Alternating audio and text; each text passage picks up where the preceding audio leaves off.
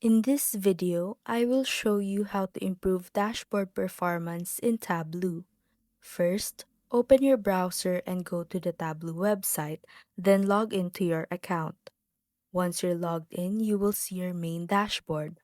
On the left side is your menu list, and on the top part are your search bar and profile options. Next, on the left side of your screen, click Settings. You will be redirected to the Settings board. Go to General and scroll down until you find Extract Refresh and Flow Run Monitoring. Turn on both of these option boxes.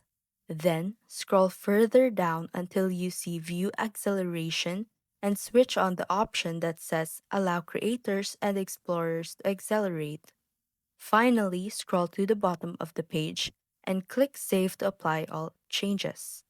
And that's how to improve dashboard performance in Tableau.